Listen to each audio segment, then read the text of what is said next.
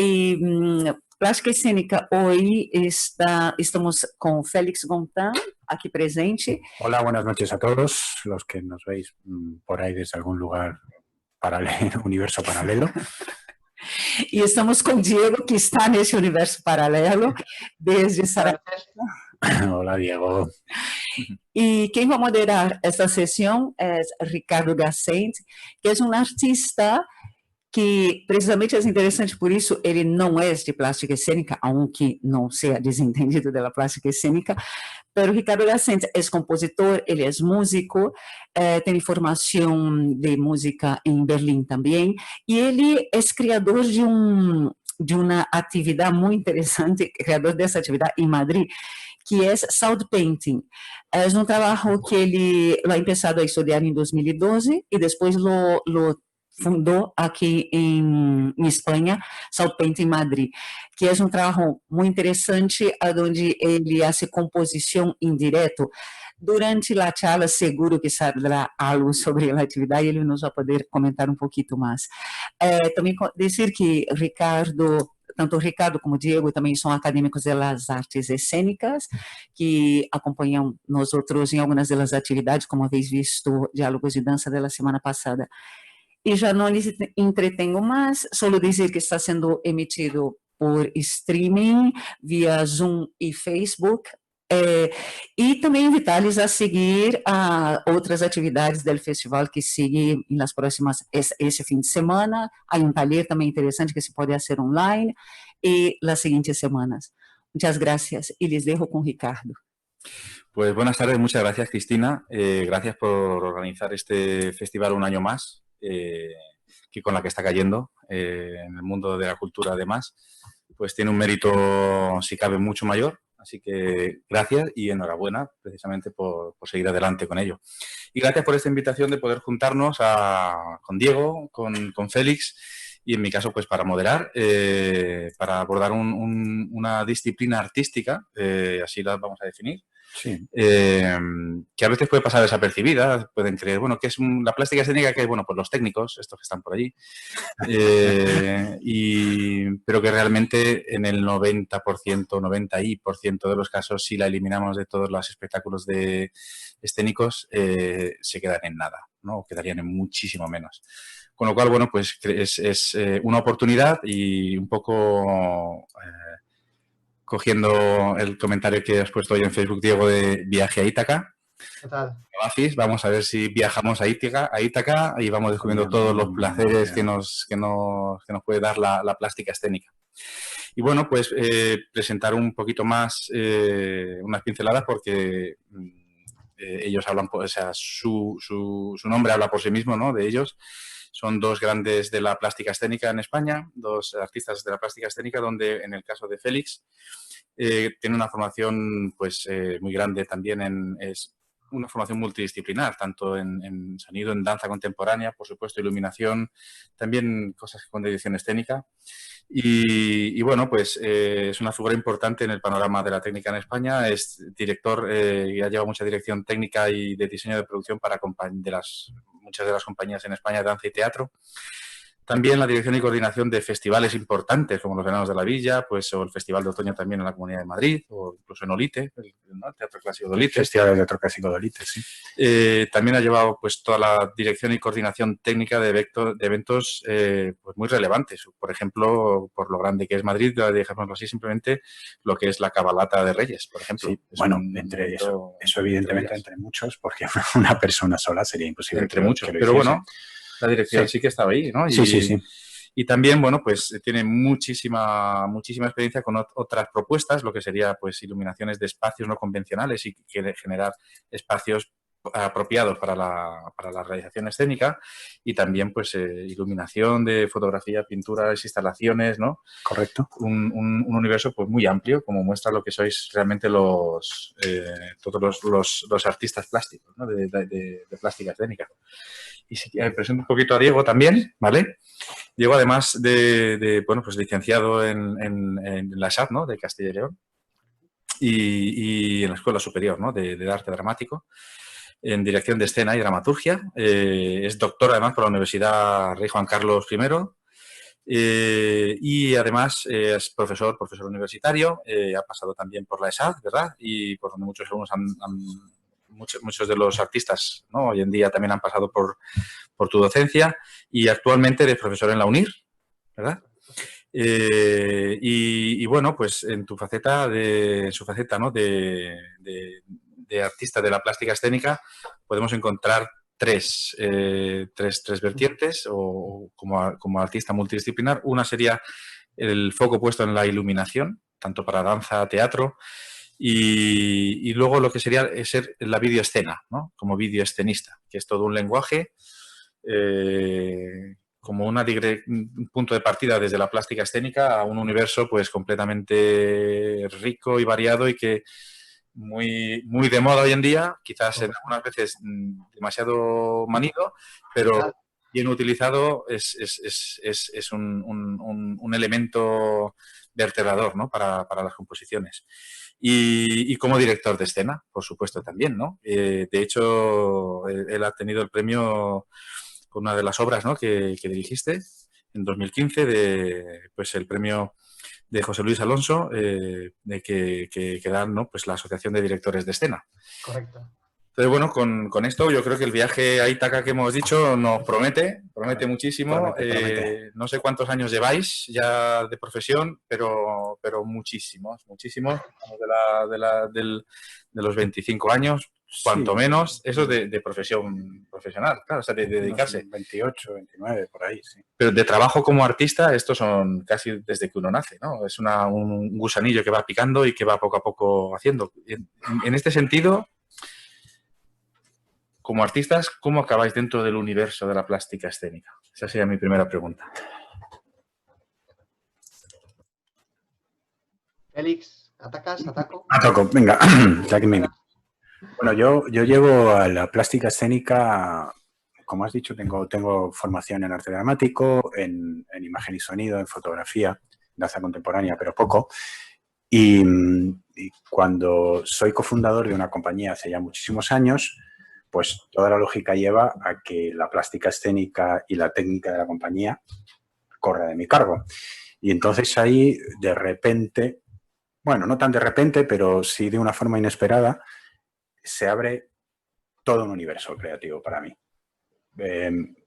Tomo conciencia de lo importante que es la plástica escénica, como decíamos antes, para que un espectáculo total tenga sentido, y pues empiezo a investigar, empiezo a informarme, empiezo a curiosear y a perfeccionarme. Tengo la suerte por entonces de trabajar con gente que fueron auténticos pioneros dentro de la plástica escénica, cuando ni tan siquiera se llamaba plástica escénica. Y entre ellos, pues una especial mención para el señor Olivar, que yo creo que es el inventor del 95% de las cosas con las que los iluminadores trabajamos día a día. Y claro, aprendí mucho de él y de otros muchos profesionales con los que trabajé y de los que procuré empaparme como una esponja casi. Y luego también he tenido el placer de trabajar con muy grandes diseñadores, de los que afortunadamente hay en este país, que tenemos muchos y nunca lo suficientemente considerados, de los que también he podido aprender mucho. Y esa ha sido mi formación, porque cuando yo empecé en esto no existía una escuela reglada como tal. No existían ni esas escuelas de tecnología del espectáculo que hay ahora, ni por supuesto ninguna cátedra en ninguna universidad, ni un grado medio, ni ninguna escuela donde uno pudiera estudiar diseño de iluminación o sonido escénico o videoescena. Bueno, era algo que ni se soñaba. Era un poco esa vieja filosofía de voy aprendiendo el oficio, porque se le llamaba así, el oficio, porque yo además de artista creo que también somos artesanos. Ibas aprendiendo el oficio de los grandes que te precedían, y luego, bueno, con tus investigaciones y con tu capacidad personal y tu curiosidad, pues ibas perfeccionando, aprendiendo y buscando tu lenguaje. Bueno, pues yo comparto muchas de las cosas que dice Félix, ¿no? Bueno, primero, antes de nada, agradecer a todos, ¿no?, por sacar adelante el festival, las jornadas, agradecer a todos que estáis al otro lado de la cámara manejando los botoncitos como solemos estar nosotros, y gracias evidentemente a Chris, a Ricardo, por supuesto, y a toda la gente que estáis por los emails y demás. Así que gracias por sacar el festival, que es muy complicado y más en esta época, ¿no? Así que agradecerlo, porque además es un momento muy bonito de encuentro. María José, que no está, pero hemos vivido mucho junto con Cristina, con Félix, hemos viajado mucho. Entonces es un placer poder vernos aquí. Y la verdad es que Ricardo yo lo conocía profesionalmente, me alegro poder conocerlo ahora, ¿no? Ya, aunque sea con mascarilla, poder conocernos virtualmente, porque sí que conocía el trabajo y tenía muchas ganas. Respecto a lo que dice la pregunta inicial de cómo llegamos, ¿no?, y de los años que llevamos, yo creo que llevamos muchos, porque empezamos muy jóvenes cuando nos gusta algo. Yo tuve como dos vertientes, ¿no? Yo, por culpa de mis padres, me llevaban mucho al teatro de niño, y mis padres eran unos locos de la fotografía también. Entonces pues aprendí con las 6x6, con las Leica, con las cámaras analógicas, aprendí a captar la luz y a trabajar con ellas, cosa que ahora es impensable, ¿no? Y por suerte, por desgracia, durante una época de mi vida me desvié y sigo en ello, ¿no?, con el mundo de la música. Soy percusionista, batería, percusionista, y en un momento dado, pues la necesidad de los 15, 16 años con tus conciertos, empiezas a manejar botoncitos, los botoncitos te llevan a descubrir mundos, esos mundos técnicos te llevan a descubrir mundos creativos, y dices, ¿y si esto lo aplico a todo lo demás? Si esta técnica, esta forma y contenido las mezclo, ¿no? Y entonces te vas desarrollando, como bien dice Félix, referentes, trabajos, estudios, te vas desarrollando, y entonces acabas vinculado, ¿no?, a la plástica, o vinculado, en mi caso, dirección y plástica, ¿no? Yo siempre he tenido muy claro que no quería exhibirme. Yo no estoy delante nunca del escenario, de los focos. Yo me estoy oculto en mi cabina o por ahí detrás, ¿no? Admiro muchísimo el trabajo de bailarines y de actores, pero yo estoy más cómodo detrás. Entonces creo que fue un poco esa resultante, ¿no? La técnica me llevó a la creatividad me llevó a la técnica. Fue un poco el camino de ida y vuelta. Yo quisiera puntillar que a mí me atraparon, para esto me atraparon para el teatro, que me atrapó claramente en el instituto, cuando se hacía BUP en aquellos tiempos, porque yo cuando llegué al instituto tenía muy claro que yo quería estudiar historia y ser medievalista, y mira dónde estoy. De repente me enganchó el teatro, y es cierto que existe ese veneno del teatro que una vez que lo descubres y te gusta, es muy complicado salir de él. Yo voy a tirar un poquito del hilo, porque de algo que habéis dicho, es esta conexión todavía entre el oficio, ¿no?, de oficio, que quizás en las artes, al profesionalizarse tanto, casi son de diseño, y se ha perdido ese contacto con la idea del oficio. Y cuando hablamos de oficio hablamos del maestro, también habéis hablado, ¿no?, de uno de vuestros maestros. Y lo que es la formación, porque, claro, pensemos que la electricidad no existe desde hace muchísimo tiempo. Es como casi internet, no tanto, pero tan poquito, pero claro, la evolución de la luz, poniendo el foco en la luz, ha sido vertiginosa, ¿no?, digamos, en toda el siglo XX y ya no digo el XXI, ¿no? Entonces, ahora mismo ya sí que existe formación, ¿no?, una formación, pero hasta hace muy poquito el camino ha sido, pues eso, oye, ¿cómo vamos haciendo las cosas, no? ¿Cómo habéis visto el cambio en este proceso, y que además habéis sido partícipes? Por la edad que tenemos, no tenemos 15 años, entonces nos hemos visto involucrados en eso, ¿no? ¿Es ahora Diego, por ejemplo? Sí, no, estaba pensando en que el cambio ha sido radical. Yo creo que todos yo comencé con 18 años cableando teatros, o sea, tirando cables para encender cosas, ¿no? Y a partir de ahí, cuando ves que esto lo conectas aquí y funciona, pues empiezas a aprender. Pero es verdad que durante mucho tiempo, entre comillas, nos mantuvimos con los mismos presets, ¿no? Durante mucho tiempo nos manteníamos con la misma configuración. Pero yo hace 3, 4 años ya, 4 años fácilmente, yo trabajé durante mucho tiempo de técnico de eventos y demás en audiovisuales. Y yo recuerdo haber vivido esa transición del típico proyector de 3000 lúmenes y un cable VGA con una resolución estándar, que de repente en la misma empresa en la que trabajaba, en cuestión de un año aproximadamente, todos esos proyectos se fueran y empezábamos a trabajar con DLP o con láser y con resoluciones el triple, ¿no? Entonces ha habido como un cambio de paradigma espectacular en muy poco tiempo. Y de hecho ahora mismo estamos aún en él, ¿no? O sea, con los móviles, el 4K, el 8K, están investigando las Olimpiadas en 16K los japoneses. Bueno, toda esta locura, estamos viendo un cambio de paradigma de locura, ¿no? Entonces, tenemos mucha formación, pero tiene un problema y es que está muy segmentado, por lo menos yo la veo muy segmentada. O sea, tenemos muchos cursos de aprende a manejar el color rojo, pero no tenemos cursos de qué hago con el color, ¿sabes? Es como, ¿qué hago con una cámara analógica antigua? ¿Cómo puedo acceder a ello? Entonces yo creo que hay, como habéis señalado, y en este caso, aparte de la formación, que yo soy muy pro formación, la figura del mentor, del maestro, de como queramos llamarla, por lo menos en nuestra profesión, ¿no, Félix? Yo creo que ha sido como muy importante. Yo he conocido gente que cuando tú estabas trabajando en un diseño, o sea, que cuando estabas asistiendo a un diseño de luces, yo he conocido gente que tapaba el diseño de luces para que no vieras cómo lo hacían. O sea, gente que no te enseñaba. No, no, no. Dices, bueno, pero déjame ver el plano. No, no, no, el plano lo cuelgo yo. Dices, bueno, una cosa. Y luego ha habido lo contrario, ¿no? La gente bondadosa, ¿no? Creo que hemos coincidido con mucha gente, Felipe Ramos, Perdiguero, gente muy, muy, muy generosa que es de la que aprendes. Yo estoy de acuerdo contigo en esto que has dicho.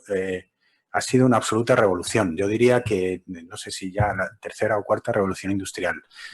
La aparición de la electricidad para las artes escénicas, sobre todo para iluminación, evidentemente, fue casi como el descubrimiento del fuego en su momento.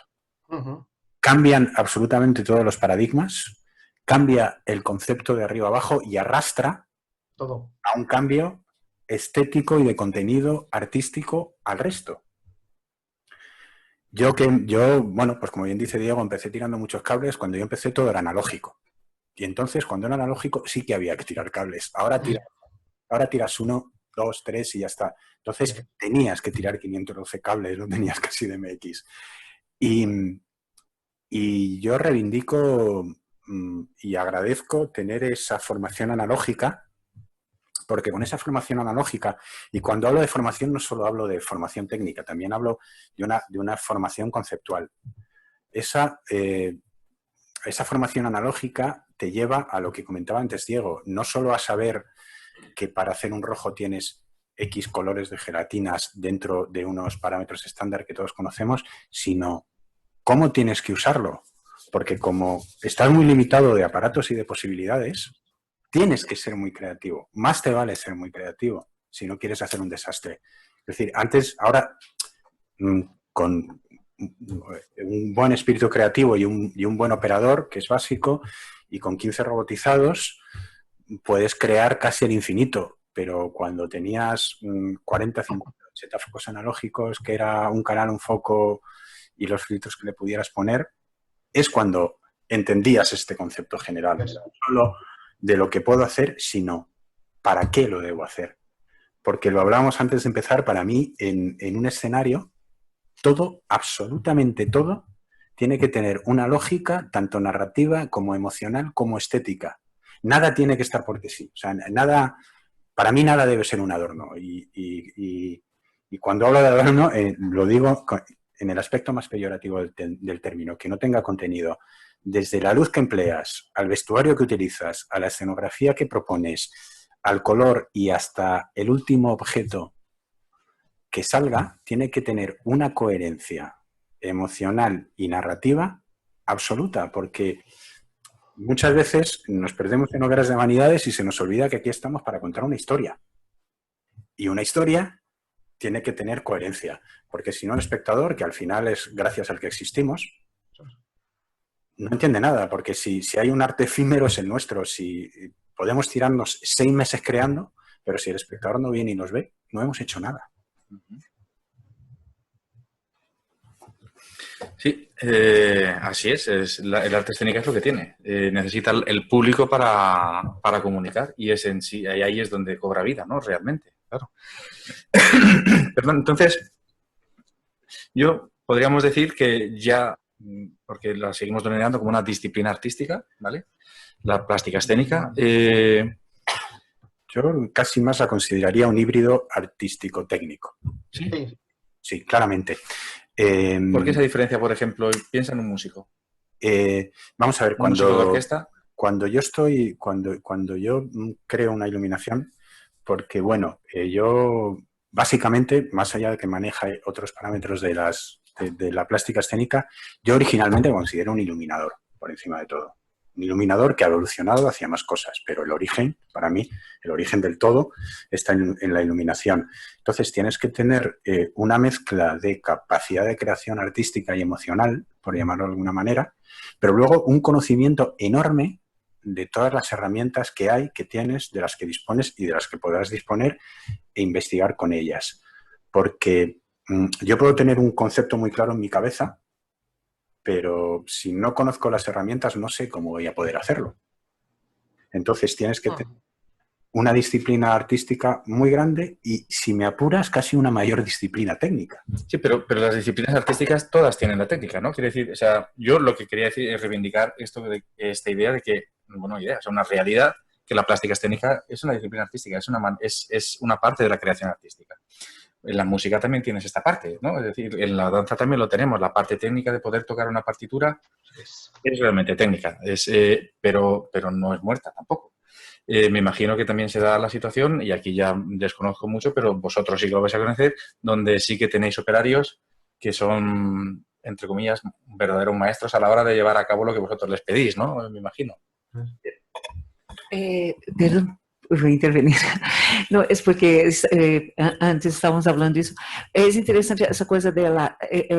pero creo que hay una diferencia muy concreta de cuando dice Félix, de la cuestión de la técnica diferente de las otras disciplinas, porque realmente ahí es una cuestión de la técnica del saber cómo manejar bien los botones, o por ejemplo, cómo utilizar los cables botones para colocar una música, una luz.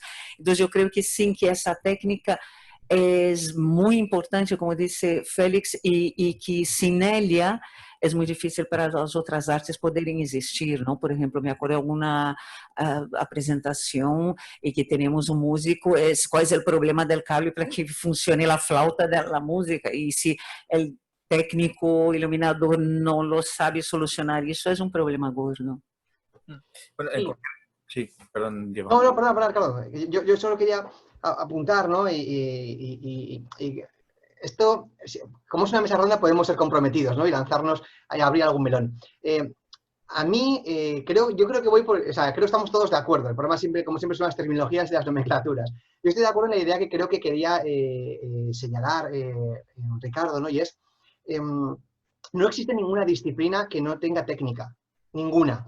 O sea, yo me pego con esto 3 horas al día para algo, ¿vale? Tengo que aprender a manejar esa baqueta para luego poder tocar algo, evidentemente. Entonces yo creo que aprender a manejar los botoncitos, aprender a manejar ciertas cosas de la técnica, es lo que me permite acceder. La forma es el contenido. Si yo controlo la técnica y controlo cualquier tipo de técnica, puedo acceder a la creación dentro de esa disciplina. Entonces, creo que es muy importante, y creo que es donde iba a ir Félix, ¿no? Y también la formación que decía Ricardo del músico, ¿no? Creo que es fundamental, porque a mí me genera sarpullido, lo tengo que decir, este concepto del artista. Este concepto de soy creativo, soy artista, Todos conocemos casos de, no, yo es que soy escenógrafo, pero no sé dibujar. Pero si tengo unas ideas estupendas. A ver, creativos somos todos, ¿no? Pero el problema es que esa creatividad hay que encauzarla, y se encauza a través del trabajo, de la técnica y de la formación. Como todo bailarín, como todo músico, como todo técnico iluminador. Entonces, yo creo que es muy importante, ¿no? Yo insisto mucho en esto, en esta nomenclatura de que la disciplina técnica, la disciplina creativa vincula una parte de oficio, una parte de técnica. Y vamos, tenemos a Cristina como bailarina, a músico, a actor iluminador. Es fundamental entender esto, ¿no? Entonces, yo soy como muy, muy pesado en ese melón, en abrir ese melón. Claro, es un equilibrio, esto es así. Todo aquello que tengas en la cabeza, si no lo sabes expresar, es como si no lo tuvieras. Esto es realmente así. Entonces, bueno, lo que quería decir, claro, entonces ya es un siglo un siglo y cuarto casi, ¿no? Por decirlo así, de una evolución desde la electricidad, por decirlo de esta manera, de formación y de descubrimientos y avances en la plástica escénica, en la iluminación sobre todo, que por lo que estabais comentando, entiendo que esa formación analógica sería como entender un estudio clásico y llegar a la formación digital, que sería como una especie de ya estudio contemporáneo, ¿no? Sí, si quisiéramos hacer una comparativa con la danza, pues, y Cristina está aquí para llevarme a la contraria, sigue una tontería, cuando arrancas necesitas un muy potente conocimiento clásico de tu cuerpo como herramienta. Y cuando tienes absolutamente asumido de una forma inconsciente esto, ya puedes hacer otras cosas. Lo que estéticamente, anímicamente o artísticamente, si lo queremos llamar así, hagas. Pero si no es...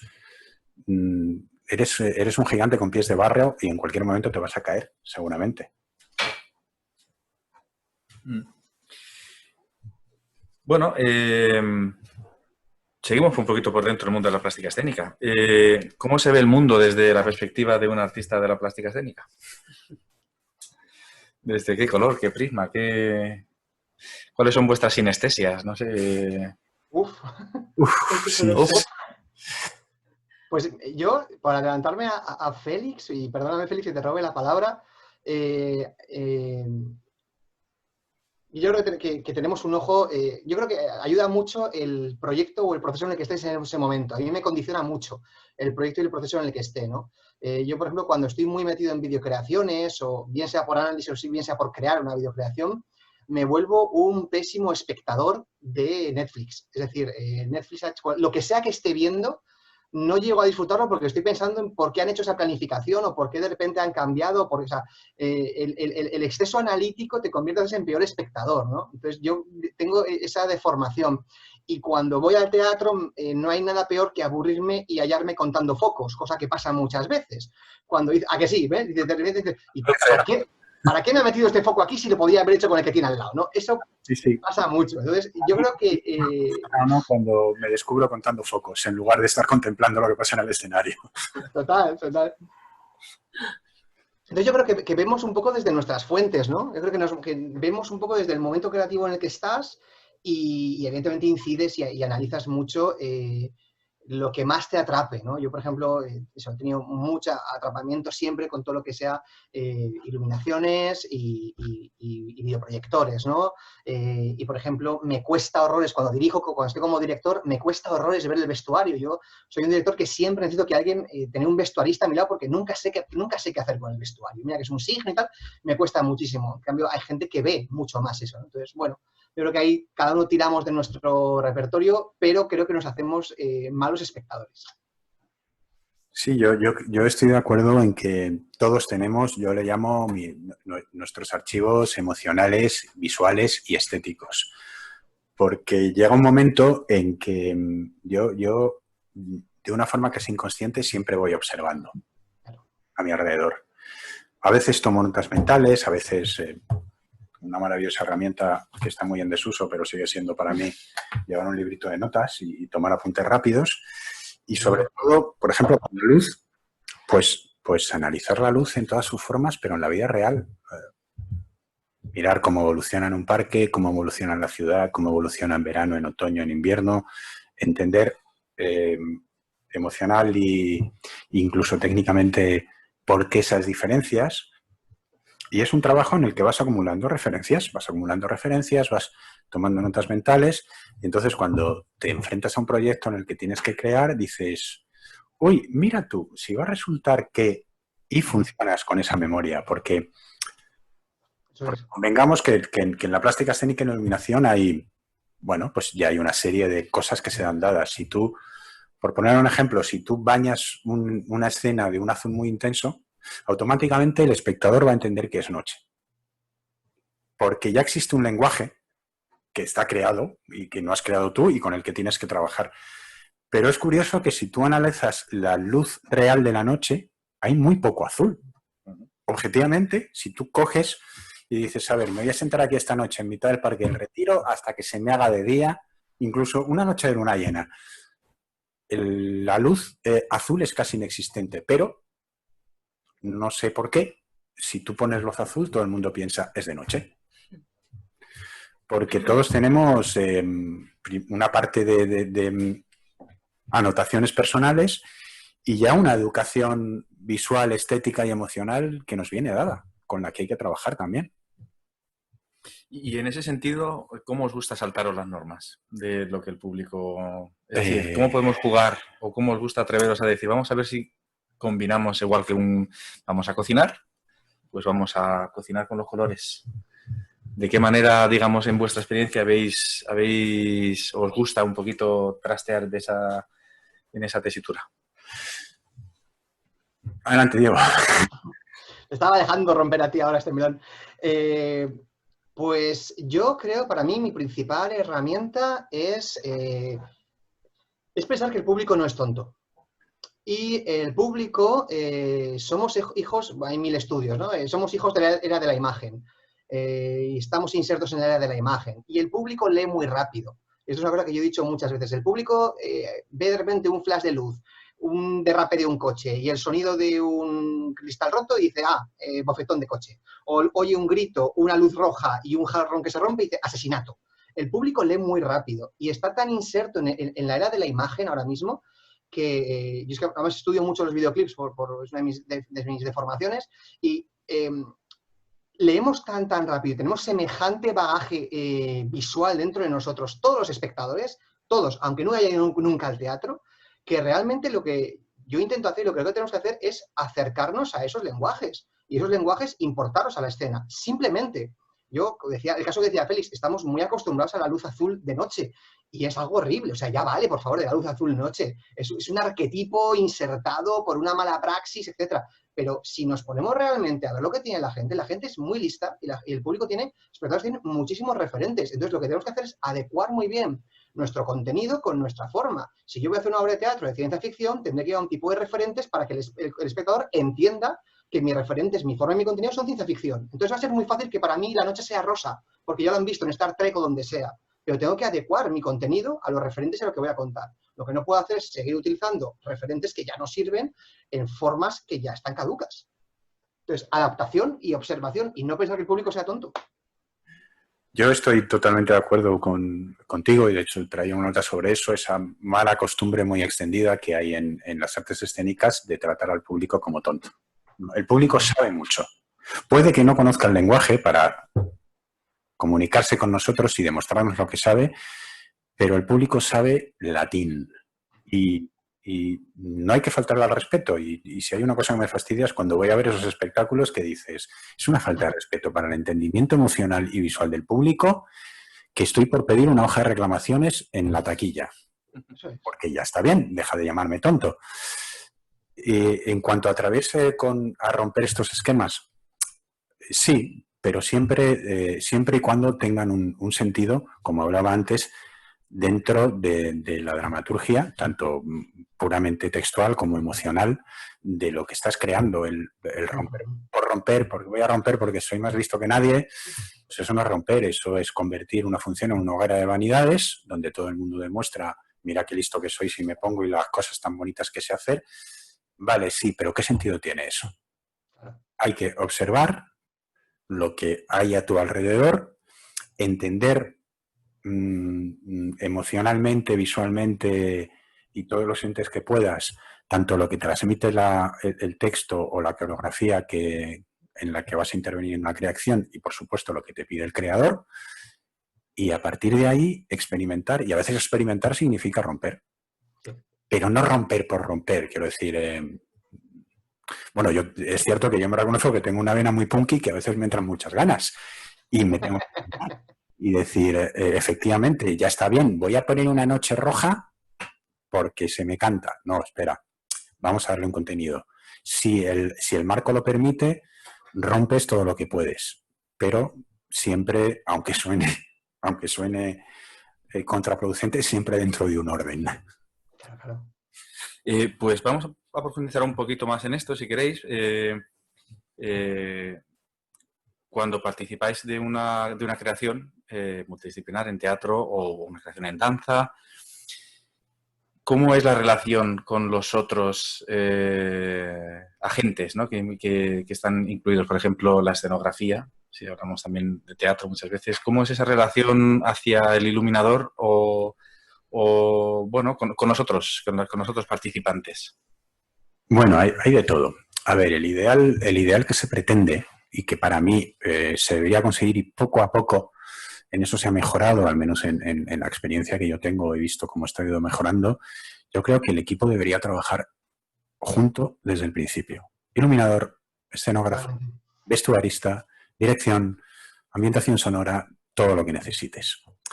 Y hacer una muy, muy profunda y muy exhaustiva puesta en común de conceptos, de ideas y de lo que se quiera conseguir, y a partir de ahí, cada cual desarrollar su faceta, empezar a presentar ideas, armonizarlas, algunas funcionarán, otras no funcionarán. Bueno, pues cada uno cede un poquito en su faceta y se consigue ese global. Bien, esto es el ideal. La realidad es otra. La realidad, por ejemplo, es que pues normalmente en teatro, en iluminación, te llaman 10 días antes del estreno, con suerte, donde ya se han tomado decisiones como es la escenografía, qué volumen tiene, dónde está situada, qué colores, lo mismo con el vestuario y con la puesta en escena, y te llaman un poco con la idea de arréglate con lo que hay.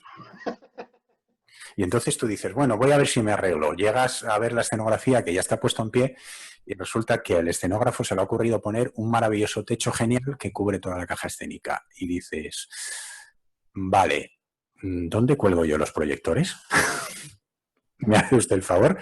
Y aún así, bueno, pues le das, te exprimes la cabeza y con lo que tienes te conviertes en posibilista, porque no puede ser otra cosa, y sacas lo que hay, pero yo creo que ese no es el camino, que el camino debería ser una puesta en común. También es cierto que últimamente ya te empiezas a encontrar con que desde el principio de producción llama a todos los componentes del equipo, si es que hay varios, y se hace un trabajo de mesa, que es algo que yo nunca he entendido, porque si en el caso del teatro, si hay un trabajo de mesa con el texto previo, donde todo el mundo se sienta a analizar qué es lo que quiere contar, cómo se quiere contar, qué es lo que se pretende hacer, nunca he entendido que no se haga lo mismo con la parte artística, que es básico. Y se nota la diferencia. Cuando ves un espectáculo donde, como yo digo, cada cual ha hecho la guerra por su cuenta y un espectáculo donde se ha trabajado juntos desde el principio, la diferencia es abismal. La diferencia es abismal. No sé, el último que yo recuerdo haber visto en la Abadía, donde se ve claramente, bueno, pues es una compañía, evidentemente, que lleva ya 30 años trabajando juntos y la creadora, directora, coreógrafa trabaja con el iluminador que es siempre el mismo y se ve porque desde que entras ya solo con lo que hay puesto encima del escenario dices, vale, esta gente le ha echado muchas horas y mucho análisis. Diego. Pues totalmente de acuerdo con lo que dice Félix. Yo solo añadir dos cosas, ¿no? Que es verdad que, bueno, que tenemos esa realidad de lo que sería el ideal, ¿no? Aparte, partiturizamos mucho en los estudios académicos, pues, taxonizamos mucho las partes de la fase de reuniones, todo esto, el ideal, ¿no? Que diríamos, que luego pues, casi pocas veces se cumple y luego pues tienes que apañarte. Pero decir que yo, por añadir dos ideas, una, que creo que el trabajo inicial tenemos que tener directores de escena que hayan hecho su trabajo, que esto es una cosa que muchas veces no nos encontramos que no es así. Encontramos directores que no han hecho su trabajo sobre análisis, sobre qué quieren contar, sobre su núcleo, o no saben lo que quieren contar, o es a que el iluminador o el escenógrafo o el que sea me resuelva la papeleta que yo no he pensado, ¿no? Entonces, creo que yo, por ejemplo, cuando trabajo como director, soy muy, muy pesado en hacer mi trabajo, mi estudio, ¿no? Y poder estar preparado para luego trabajar con los demás creativos. Y luego lo has señalado justo al final, Félix, para mí creo que el poder solventar a veces, el llegar a esos últimos 10 días, es que yo creo muchísimo en los equipos estables. Yo ahora llevo varios, pues mira, llevo con el mismo ayudante de dirección, llevo 3 montajes, con el mismo actor llevo 2, con la misma actriz llevo 2, y anteriormente había tenido la misma escenógrafa en 4 montajes, ¿no? Entonces, el concepto de tener equipo estable que te permita que el motor de pensamiento vaya conjunto y que de repente podamos trabajar plásticamente, dramatúrgicamente todos al unísono, es lo que tendríamos que todos que luchar, ¿no? Y creo que es el modelo pues, que tenemos muy asentado en Europa y que a veces nos cuesta importar. Entonces, vamos, totalmente con lo que decía Félix, simplemente añadir eso. Y sí, yo te puntualizaría que es cierto que yo me he encontrado con no pocos directores y coreógrafos que es que no saben lo que quieren, pero simplemente porque no saben nada de técnica. Sí. Y a mí me parece increíble Sí, bueno. que alguien que se plantea algo tan complicado, tan dificilísimo como es poner en pie una función, sea danza, sea teatro, sea circo, sea una performance, me da igual, no sepa de todas las áreas que va a manejar. Pero es que yo no voy a decir nombres, me he encontrado con directores que me han dicho unas cosas de decir, ¿perdón? Sí.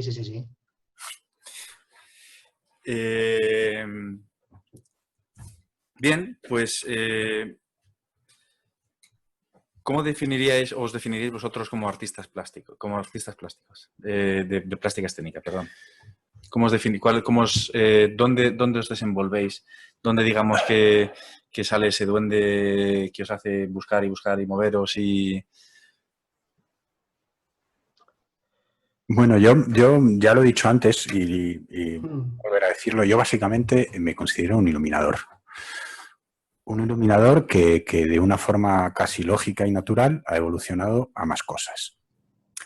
Ha evolucionado hacia el espacio sonoro, a la videocreación, a investigar en otras áreas, porque llega un momento en que por trayectoria personal, creativa y profesional, pues necesitas saber más, quieres tener más herramientas, como hablamos antes, quieres tener más cosas para poder contar esas historias. O sea, yo básicamente el tronco es un iluminador, esto es un señor que cuenta historias con colores y con imágenes, y que siempre me ha parecido, y lo quiero remarcar, algo muy curioso, que es como que haces tangible una idea con la luz, que es un material que no es tangible, con lo cual, ya si partimos de ahí, dices, ¿cómo? Estoy dándole cuerpo a las cosas con algo como es la luz, que no se puede tocar.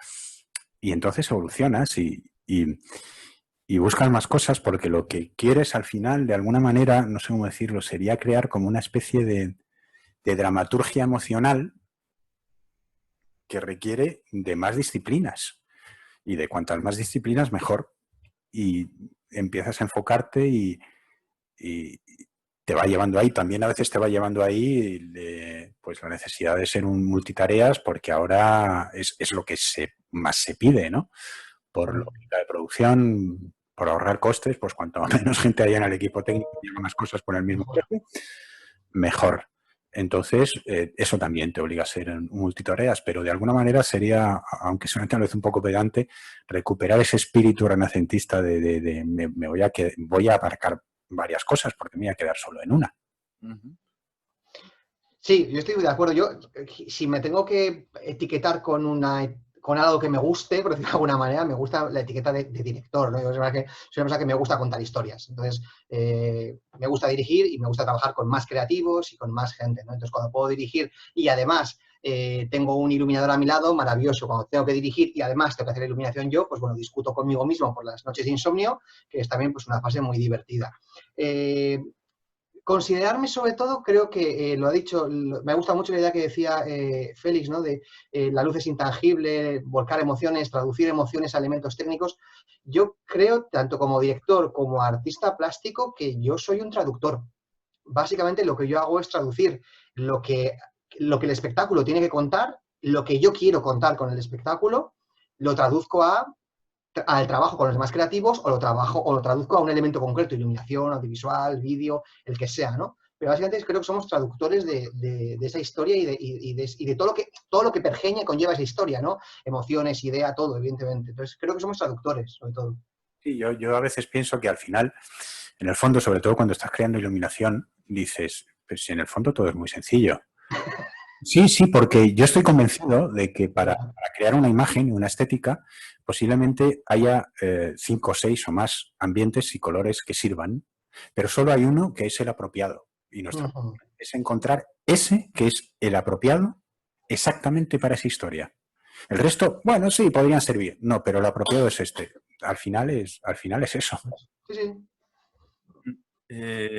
Entonces, ¿qué es cuando cometéis un proyecto? ¿Qué es lo que más os apasiona? Pensando que es un proyecto, por ejemplo, que no sois vosotros los directores de escena o que os contratan dentro de la iluminación o no dejemos de lado el tema de la videoescena de Diego, ¿no? ¿Qué es cuáles son esos proyectos que os apasionan o alguna experiencia que hayáis tenido que os han movido tanto, digamos, que os atrae y os produce un hecho creativo importante? Bueno, a mí tanto en teatro como en danza, que son las dos disciplinas que más trabajo, más o menos 50-50, lo que me atrae básicamente es el proyecto y la propuesta que me hagan. Y quien me la haga. Estos dos factores.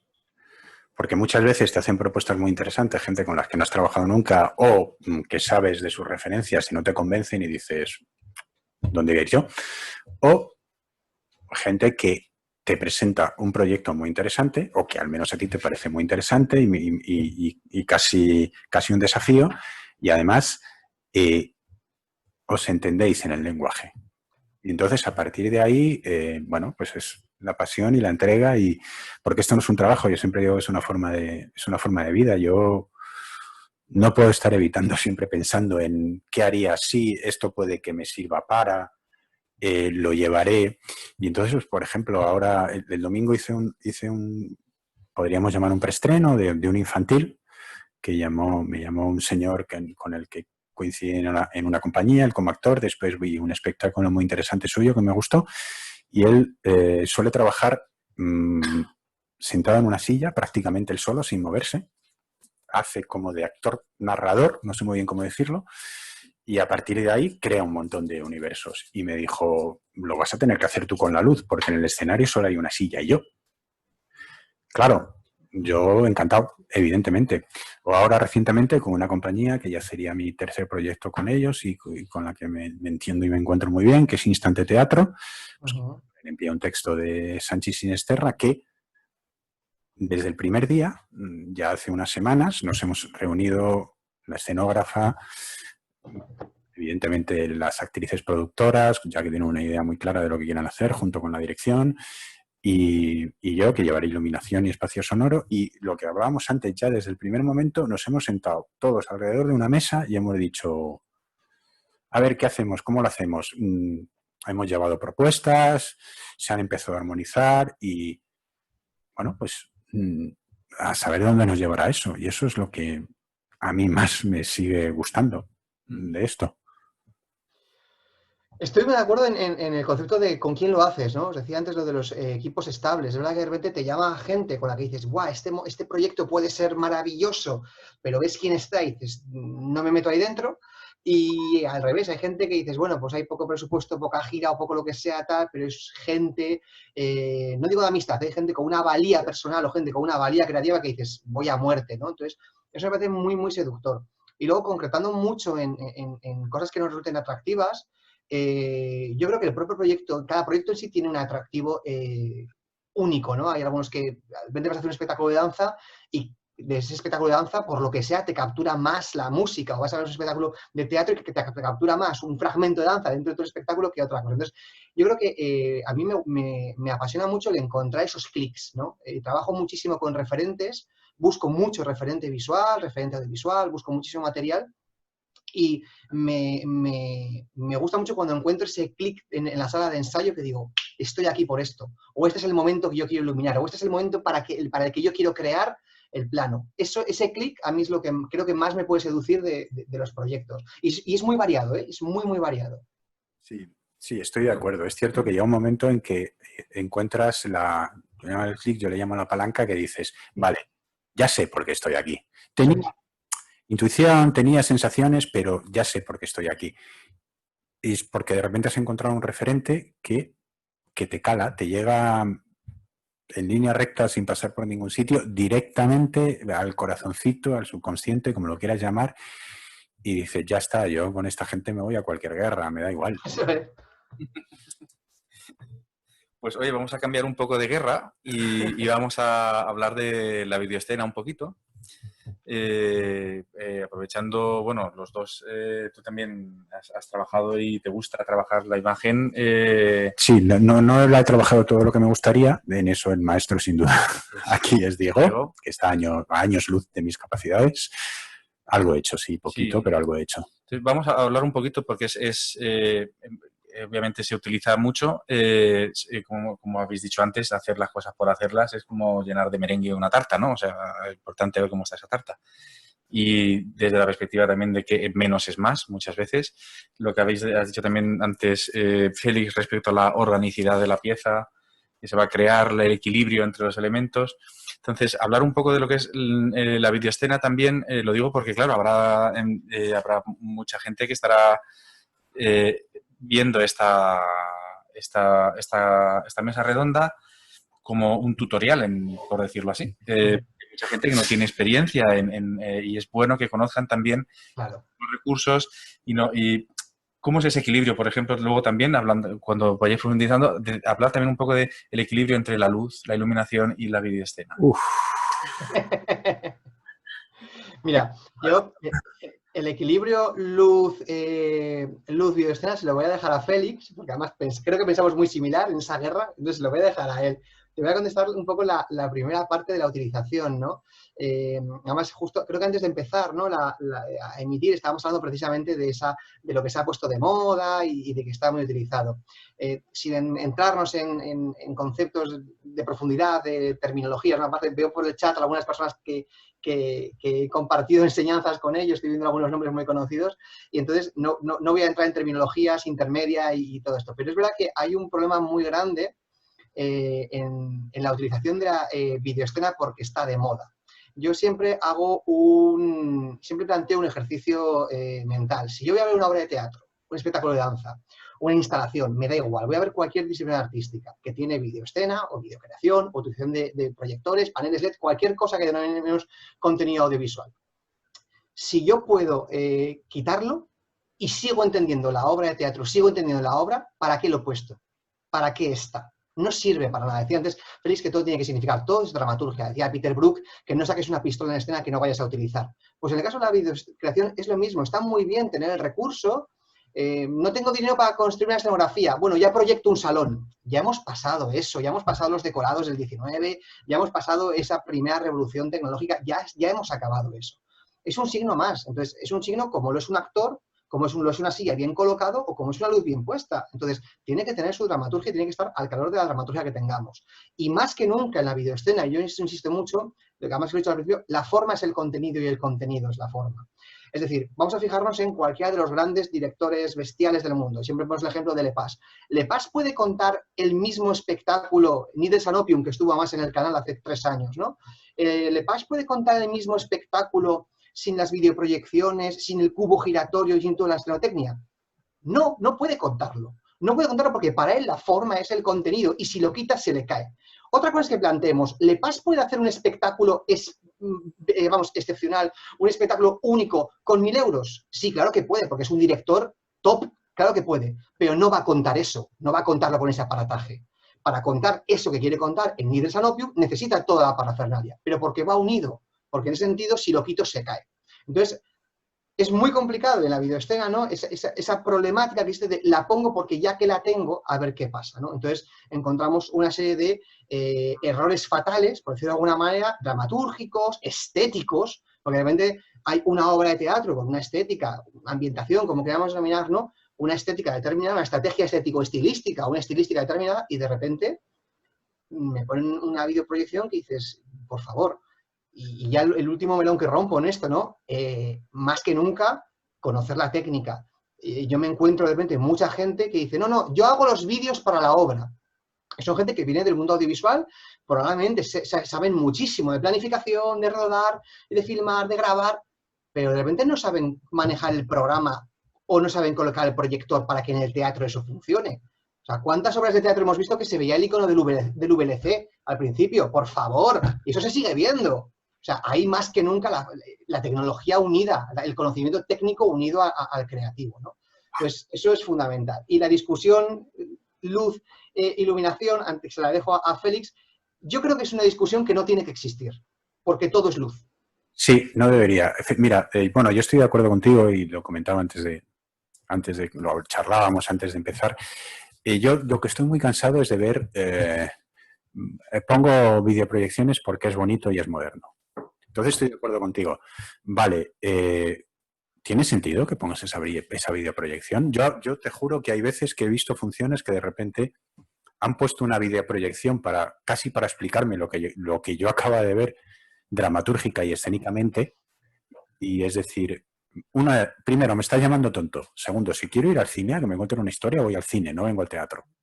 Entonces, empléala bien, por favor. Esto de ahora pues alguien descubrió que meter proyecciones mola, pues ya meter proyección. No, la proyección tiene que tener un sentido dramatúrgico y estético concreto.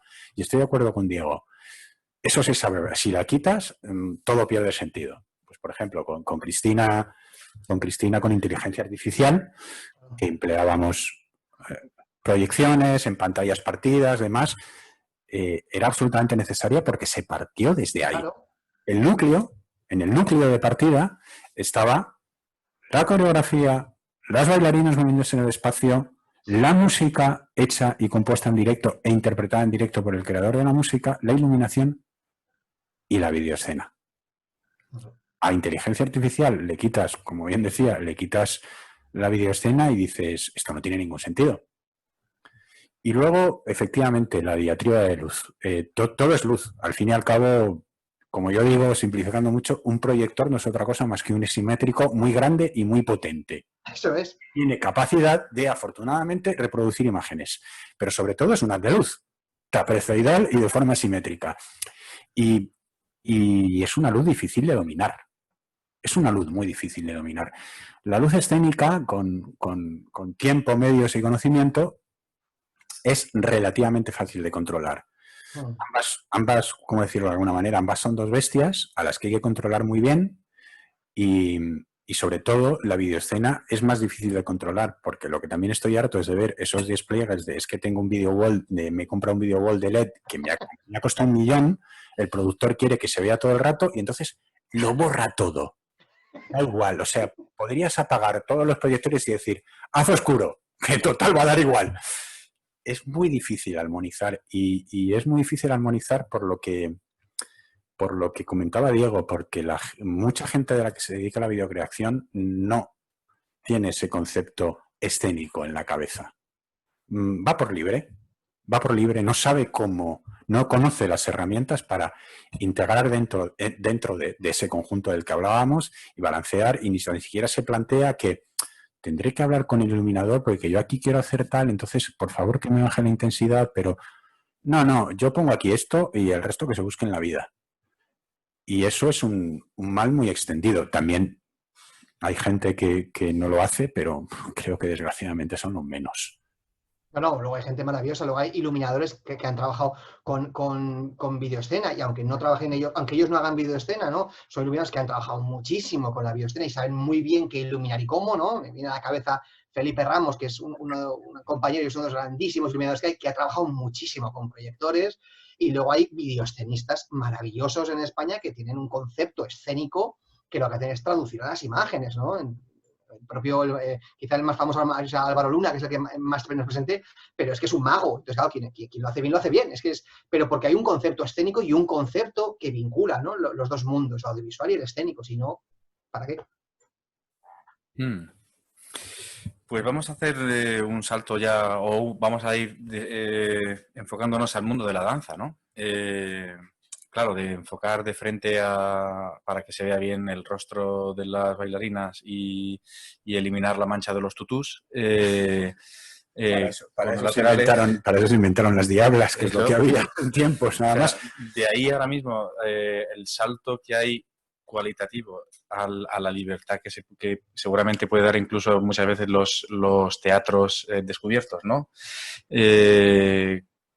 Con más libertad, hablo de ahora de la danza contemporánea también, ¿no? O sea, podemos hablar de las dos propuestas, o incluso tres, si hablamos también de español, si fuera danza española, porque igual son propuestas también distintas, clásico, español y contemporáneo, ¿no?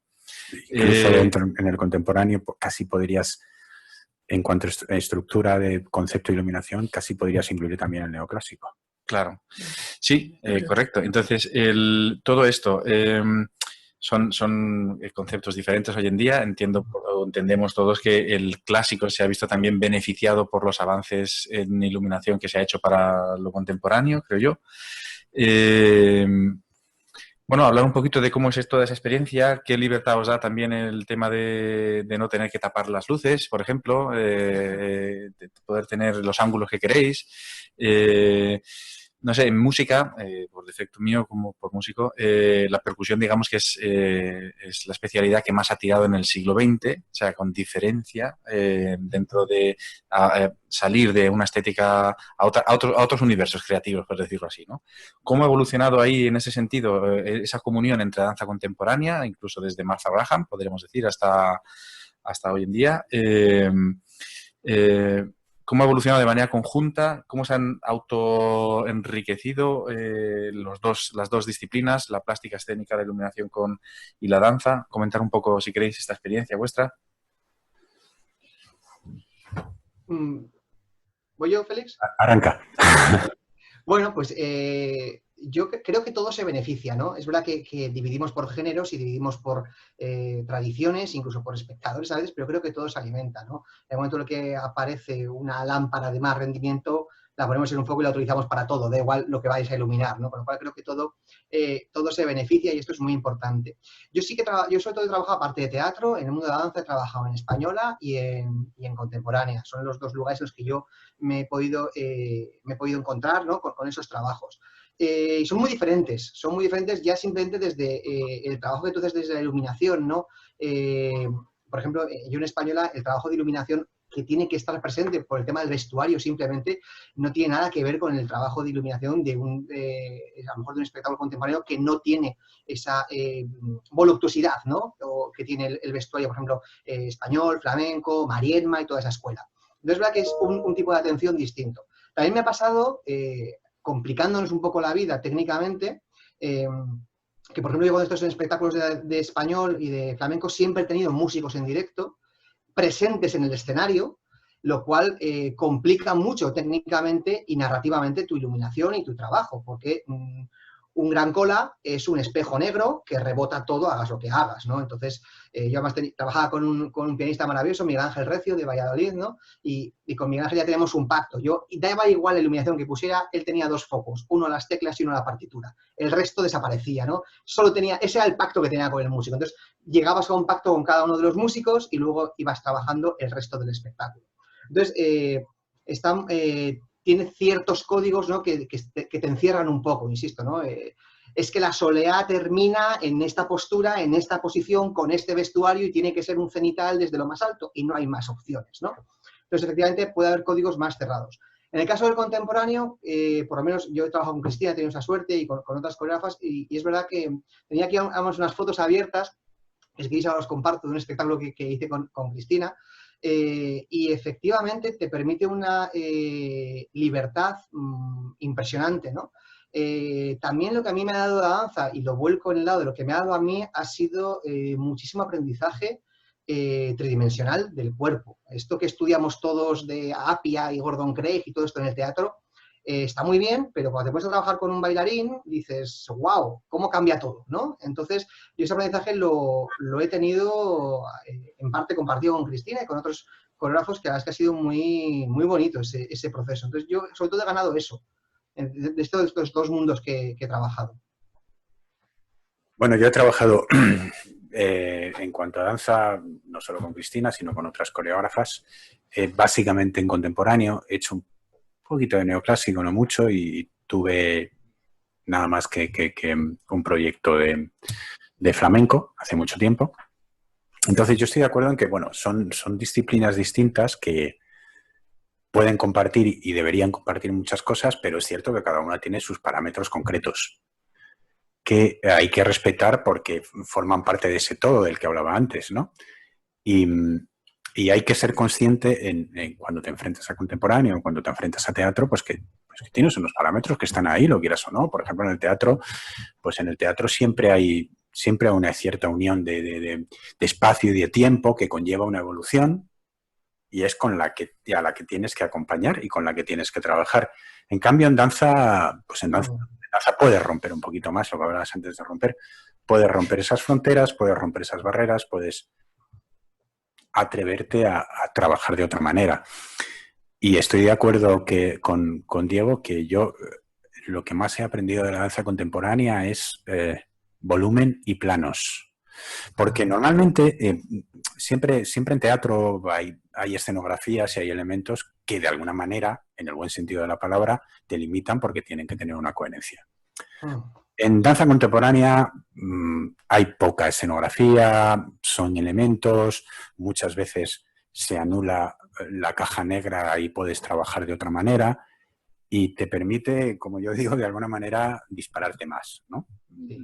Trabajar más con la luz sobre el escenario y sobre los cuerpos. Sí. de los que se están moviendo. Y ser un poquito más conceptual, porque es curioso, porque la danza a mí siempre me ha parecido el sumum de la abstracción como lenguaje. Pero como espectador luego es muy fácilmente entendible. Si tú analizas técnica y emocionalmente así sobre el papel, el lenguaje de la danza, dices, uff, qué complicado que es esto. Pero luego te sientas a verlo y entra directamente. Y entiendes perfectamente qué es lo que le está pasando a los bailarines en ese momento y qué es lo que te quieren contar. Y no están utilizando ni texto, ni referentes visuales claros, están utilizando solo su cuerpo en movimiento, que cada cual podría interpretar a su manera, pero no. Hay algo, no sé qué tiene, hay algo que de repente todo resulta muy claro y entonces empiezas a ver la coreografía, te muestra la coreógrafa, yo que he trabajado mucho con Cristina, no sé, he perdido la cuenta ya de los proyectos que hemos hecho juntos, discutimos mucho, discutimos muchísimo en el buen sentido de la palabra, porque creo que los dos, bueno, pues ya nos conocemos mucho, tenemos los conceptos muy claros, las ideas muy claras y discutimos como para armonizarlas, ¿no? Porque de repente viene Chris y me dice, no, quiero blanco y negro. Tú dices, ¿perdón? Sí, quiero blanco y negro. Ah, vale. Y entonces te pones a buscar y le dices, vale, muy bien, esto se podría hacer así en blanco y negro, pero ¿no crees que tal? Y ahí entramos en la discusión. Y eso es algo que se produce mucho con la danza contemporánea y yo como creador agradezco horrores. Y porque estoy convencido, Chris, corrígeme si me equivoco, que cuando terminamos, por decirlo de alguna manera, cuando enseñamos esto al público, yo pienso, las ideas que tenía cuando empecé, y mira, no sé dónde están, se han ido enriqueciendo porque, bueno, pues porque creo que el lenguaje, sobre todo de la danza contemporánea, para mí es un lenguaje muy potente y además porque yo te decía antes de empezar que yo, bueno, no puedo evitarlo, tengo mucha tendencia expresionista. ¿A qué negarlo? Me gusta mucho, siempre he admirado el expresionismo y la danza contemporánea es un lugar donde te permite, al menos a mí me permite, explayarme bastante en ese aspecto. Sí, y me encanta también. Tu ser creativo es intenso, entonces, entendemos. Sí, es intenso. Yo estoy convencido que cuando estoy en el inicio de un proyecto, creando algo, realizándolo, creo que debo ser bastante insoportable. Así, en general. Quiero decir, no te digo ya creando, sino luego cuando voy a casa y me pongo a hacer la cena. Debe ser muy complicado aguantarme en esos ratos. Bueno, y entonces yo ahora os haría una pregunta un poco, ¿qué sois más, poéticos o narrativos?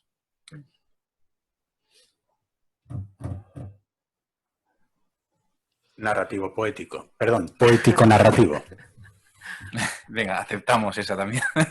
Bien. Yo soy mucho más narrativo. Yo soy muy, muy narrativo, muy terrenal, muy intelectualizado todo. Yo soy mucho más narrativo.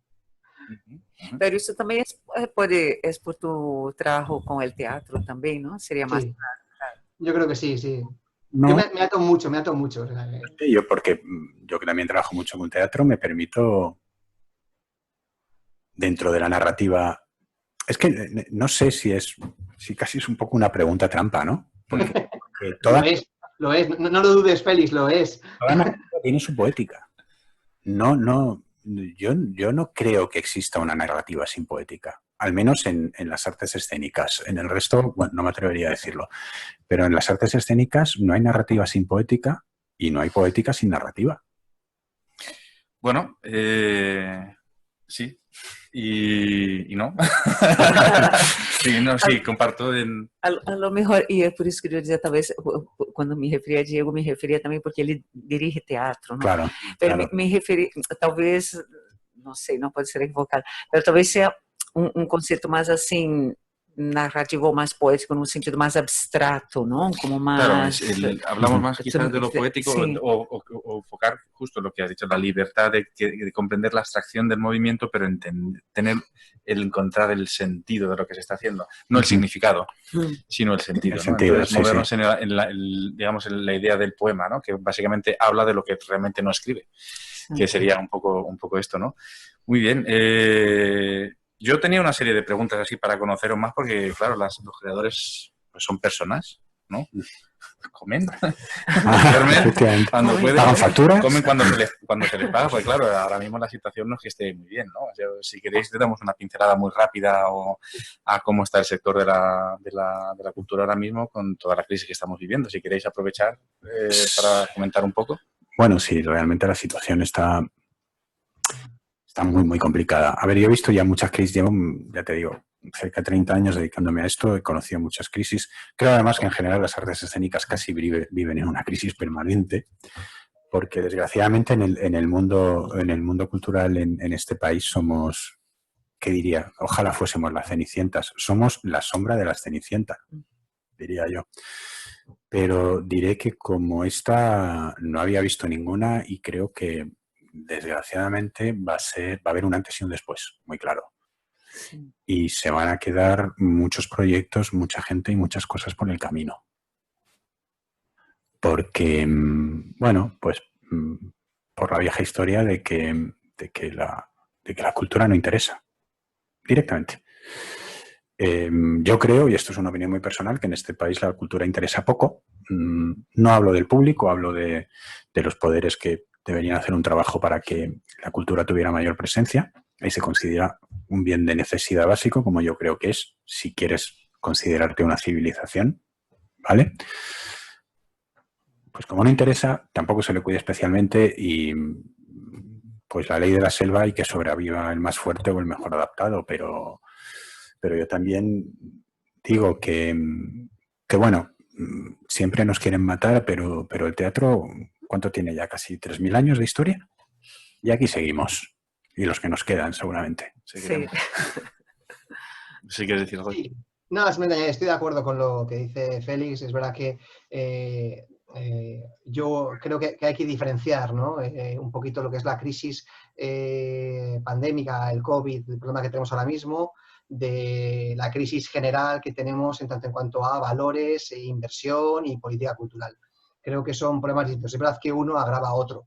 Es verdad que en algunos lugares, Varsovia, o sea, en Polonia, que estuve hace 2 años, 3 años, en Portugal, que soy asiduo, han entendido que la población necesita cultura, han entendido que hay una serie de ganancias, no económicas, sino ganancias de un ciudadano mejor y un ciudadano más cultural y un ciudadano más, etcétera, más asiduo a los teatros y han entendido que ese rédito, que no es económico, sino que es de inversión, hay que hacerlo, ¿no? Y es verdad que en algunos sitios pues cuesta o está costando un poquito más que llegue. Entonces yo creo que lejos de sonar, ¿no? Con el típico discurso de qué mal estamos o pobrecitos los de la crisis, creo que lo que necesitamos es realmente, ¿no? Desde donde sea, reivindicar la posición general de la cultura. Digo teatro, como digo plásticas, como digo lo que sea, ¿no? Y que la gente entienda que somos parte de necesidad, de primera necesidad, meramente por el consumo, porque es un consumo adecuado, ¿no? No todo el mundo, o sea, no todos los niños que van a hacer teatro de pequeños van a querer ser actores,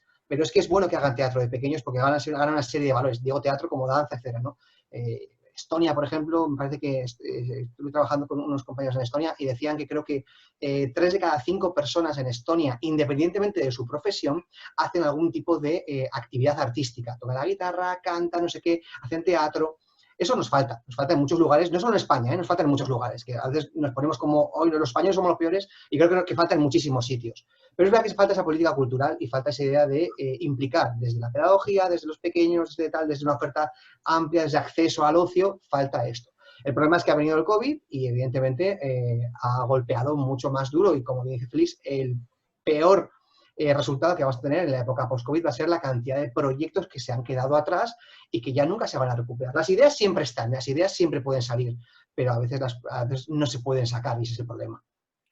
Yo a eso apuntaría que es cierto que somos un valor más allá de lo económico, eso por descontado, Yo sigo pensando o sigo creyendo que las artes escénicas sigue siendo el espejo donde la sociedad se mira, para bien o para mal, o debería. Pero ojo, también tenemos un valor económico en Por cifra. supuesto.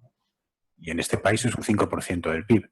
Sí, sí. Directo, más lo que genera. Yo siempre pongo el mismo ejemplo. Cuando yo estoy en el teatro en la Gran Vía, el señor de la cafetería de al lado viene a preguntarme si hacemos descanso, porque eso le viene muy bien. Sí, sí. Antes, en el descanso y después de la función, la cafetería. Si la función no existe, ahora mismo si te das una vuelta por la Gran Vía, que están desgraciadamente casi todos los teatros cerrados, está vacía y los negocios que hay alrededor están cerrando. Totalmente de acuerdo. Bueno, pues nada, rompemos una lanza también por eso y que también lo que decíais de la necesidad de las artes escénicas en la educación, porque en la educación general, obligatoria, esto ya hablamos en general, quizás va a ser un problema que hay que afrontar en el siglo XXI, el exceso de educación global, o sea, ¿no? La globalidad, todo ahora mismo es uniforme. Da igual el país al que vayas, antes te encontrabas pues la Broyer en una cervecería alemana, tal, no sé, ahora no te encuentras el Burger King en todas partes o te encuentras las prendas de ropa las mismas en todas partes. Entonces, al final, hasta las ciudades van perdiendo su propia personalidad. Entonces, reivindicar esa parte humana, ¿no? Que yo creo de reflexión que dan las artes escénicas, además todas las artes en general y las escénicas en el sentido de lo efímero, que también es un valor. Sí. Yo reivindico lo efímero. Sí.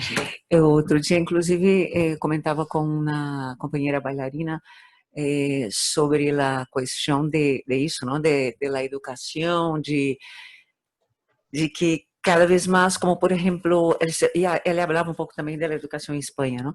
Que a forma de educar a gente estava levando a, por exemplo, a transformar a que essas pessoas não pudessem ter os empregos que se vai existir em el futuro, porque está tudo absolutamente cambiado e os empregos que se existirão em el futuro a gente todavia não lo sabe, não? Quais serão.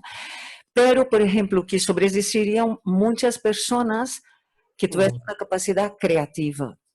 E aí volveríamos outra vez em la necessidade fundamental de las artes escénicas en general, ¿no? En la educación. Incluso lo que habéis reivindicado desde el principio, saber trabajar en equipo para llevar adelante el proyecto. Sí. Por ejemplo, llevar un proyecto en este sentido, pues multidisciplinar, a nivel transversal en un colegio, con determinadas edades, que aprendan a trabajar en equipo, cómo se llevan. Esto es una enseñanza de vida también. Y que aprendan a respetar las ideas y los conceptos ajenos y a trabajar con ellos. Sí, es que no están solos en el mundo, que no solo vale lo que ellos piensan ni lo que ellos creen, sino que tienen que armonizar con lo que la gente cree y piensa y siente a su alrededor.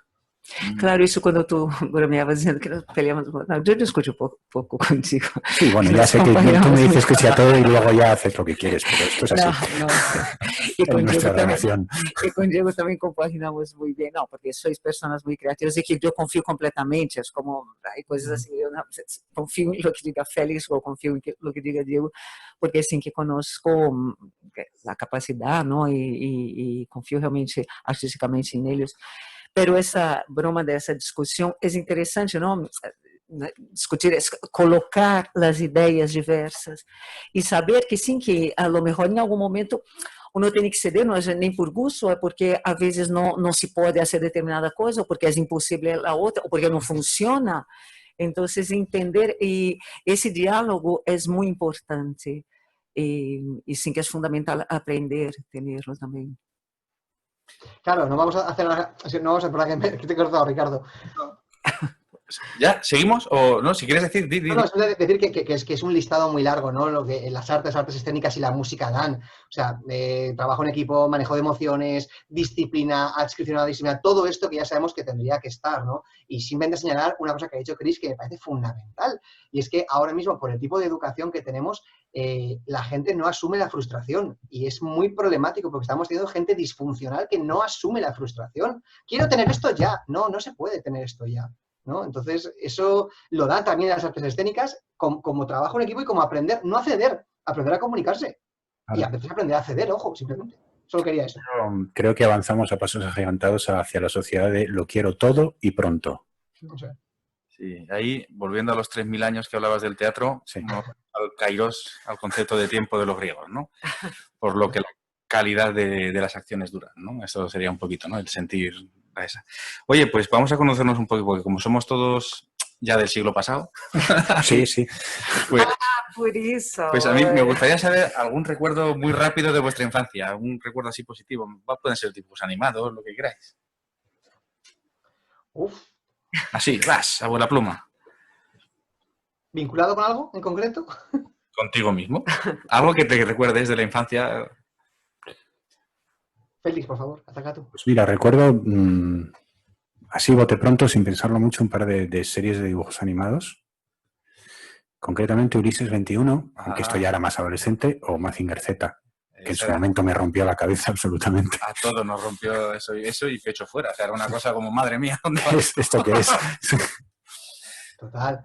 Pues mira, voy a vincular además a Félix, además hoy hemos estado hablando por Facebook, vincula a nuestro compañero Atila, Ignacio, ¿no? Porque has hablado de Mazinger Z, creo que no hay mayor seguidor que Nacho de Mazinger Z, entonces sí, yo lo incluiría, pero yo incluiría, fíjate, así de mi infancia, bueno, de mi infancia ya más adelantada, pero los pequeños avances tecnológicos que teníamos, hubo muchos, ¿no? Pero yo recuerdo que yo tuve una cámara de fotos que tenía creo que 2 megapíxeles, o sea, una locura de estas, que funcionaba con un disquete lateral y guardaba las fotos directamente en el disquete. Y yo recuerdo que esa cosa de tener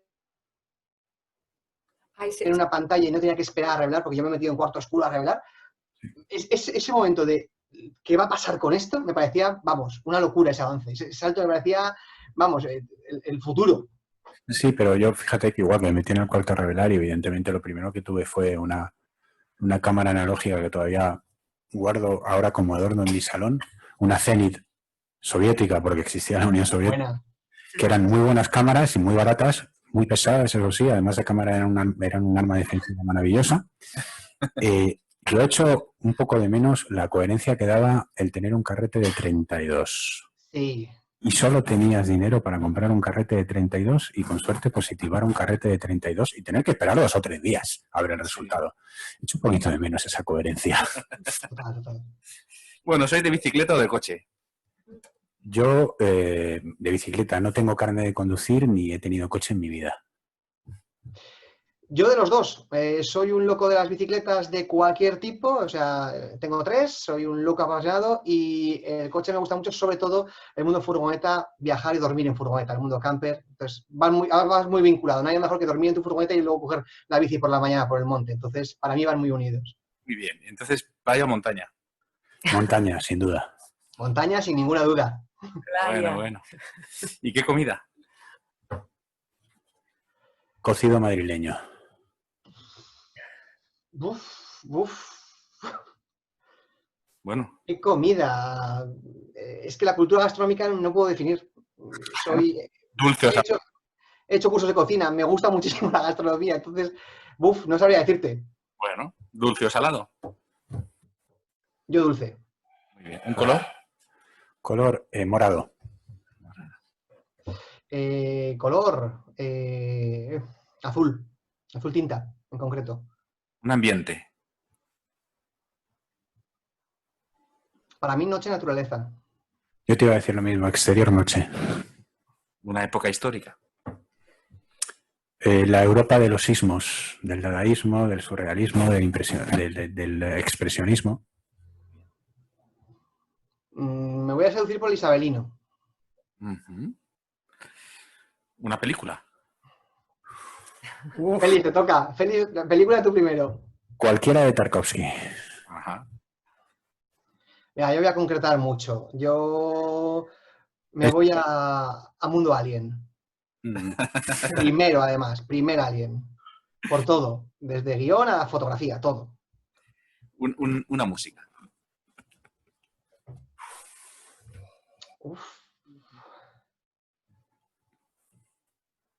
Una música. Yo es que decir una música solo no sé si puedo, ¿eh? Yo tampoco, pero mira, te voy a decir una de las que ha marcado mi vida muchísimo. Stairway to Heaven de Led Zeppelin. Ese disco para mí fue, o soy muy de Zeppelin y ese disco es que recuerdo esa canción, va muy vinculada a mi vida con muchas cosas. Yo te voy a decir dos, rock and roll y barroco. Sí, señor. Bueno, el barroco es el rock and roll del siglo XVII. Efectivamente. XVIII, es así. Bueno, entonces, sí, y bueno, digamos, una coreografía que hayáis visto o con la que hayáis trabajado que os ha impresionado. Se ha marcado más que impresionado. Bueno, ha habido muchas, pero por ceñirme a la más próxima en el tiempo, donde he disfrutado mucho trabajando y me he impresionado, ha sido las variaciones Goldberg. No es porque esté aquí la autora. Gracias.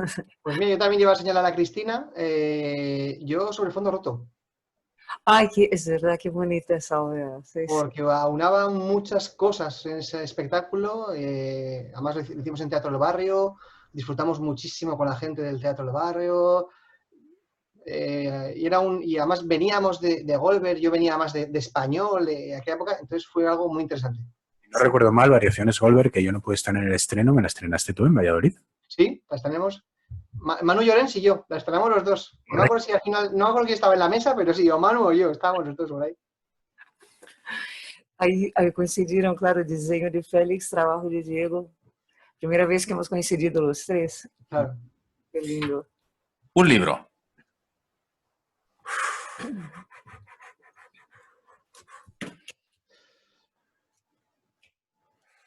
Qué difícil, qué difícil. Preguntas difíciles. Pues mira, yo te digo, para mí, en teatro, cualquiera de Shakespeare, lo que sea. Tengo todas las traducciones posibles, cualquiera de Shakespeare. Y saliéndome del género, 1984. Yo en teatro estoy de acuerdo contigo, cualquier cosa de Shakespeare, sobre todo Lady Macbeth. Y saliéndome del género, La espuma de los días, de Boris Vian. Ah, bonito. Un espacio escénico.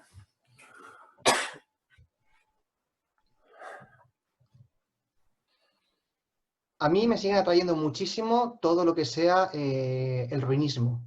O sea, yo estoy maravillado con el ruinismo, lo apocalíptico, lo roto, lo industrial roto, me gusta mucho cuando vas a un teatro que es un matadero reconstruido, pero me gusta mucho cuando el matadero está sin reconstruir y pongo dos focos, ¿no? Entonces, todo lo que sea ruinismo y todo lo que sea ruptura me maravilla. Yo estamos de acuerdo en eso, pero vivo en una dualidad entre... Me encanta trabajar en una nave abandonada, pero para mí no sigue haciendo nada más bonito que una caja escénica. Pero, e aí pergunto uma coisa, porque também é verdade que a mim me atrai muito, por que as ruínas e essas coisas nos atraem tanto? Porque é verdade que são espaços que são muito... Bueno, son ruinas industriales y nosotros somos hijos de la primera revolución industrial, creo yo. Sí. Primero porque significa algo roto, algo que estaba destinado a funcionar y que se ha roto. Y eso yo creo que al ser humano le descompone muchísimo. Y luego estamos muy apegados a las imágenes de Friedrich. Todas las imágenes que tiene el pintor, que es una de mis cabezas de cartel, Friedrich, iglesia rota, iglesia barroco abandonado, todo lo que tiene Friedrich es iluminación del ruinismo. Entonces, sin querer, lo idealizamos. Mal idealizado, ojo. Que es muy peligroso, pero sí, yo creo que es lo que tenía que perdurar y funcionar, que se ha roto, lo cual nos rompe por dentro y luego esa cosa idealizada, romantizada. Sí, es verdad. Os voy a pedir un poema, o un poeta, o una poetisa. Un poeta. Uy, qué difícil me lo pones también. Venga, sin pensarlo mucho, Mayakovsky. Yo me voy a Espronceda. Muy bien. Y ya por último yo os preguntaría dos cosas. Un ideal para vosotros y una filosofía de vida o actitud de vida.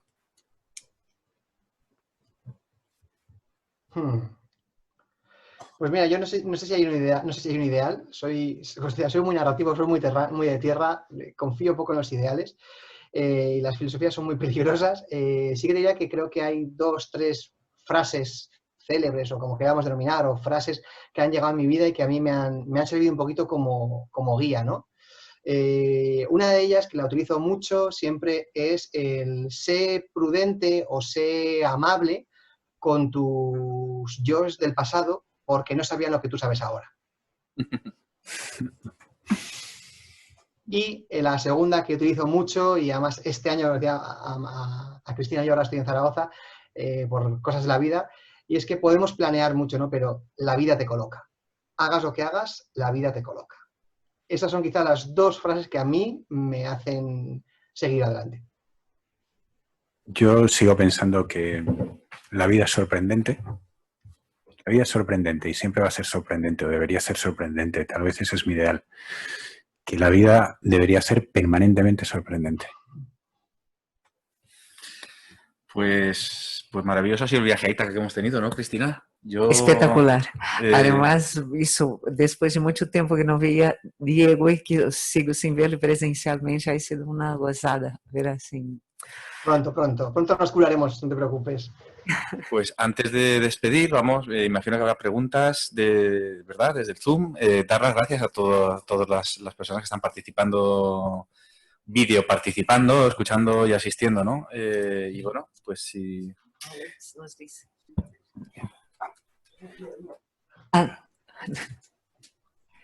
Ahora Alex lo leerá. Sí, muchísimas gracias a todos, a Félix, a Ricardo, a Cristina, a Diego, pues, de parte del Festival LDC por sus brillantes intervenciones y por todas las ideas que nos han aportado. Efectivamente, tenemos un conjunto de preguntas que nos han estado haciendo a través del chat y la sección de preguntas y respuestas de la plataforma Zoom. Y vamos a comenzar con la primera, que va dirigida claramente a Félix.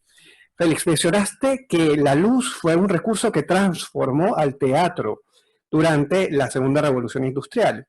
Ahora que con las nuevas tecnologías hemos entrado a una tercera revolución industrial, ¿cuál crees, si es que lo hay, el recurso revolucionario para esta época en la plástica escénica? La hace Antonio Belandria. Bueno, yo creo que más allá de lo que hemos hablado de su buena o mala utilización, la videocreación, la videoescena. Muy bien. No sé si Diego quiere agregar. Solo añadiría que creo que el recurso es la democratización de la tecnología. Que yo en mi casa, con una cámara reflex mediana o con un móvil de más o menos buena gama y un ordenador, pueda hacer lo que hace 8 o 10 años, no más, necesitaba un estudio profesional, ese salto es el recurso. Gracias. Tenemos aquí otra pregunta. Esta la hace Carolina Wolf, que es una bailarina y coreógrafa que nos acompañó el fin de semana en una de las actividades que tuvimos el domingo, si mal no recuerdo, y que hace esta pregunta. ¿Cuáles compañías o profesionales creéis que podrían ser una referencia de vanguardia en este momento?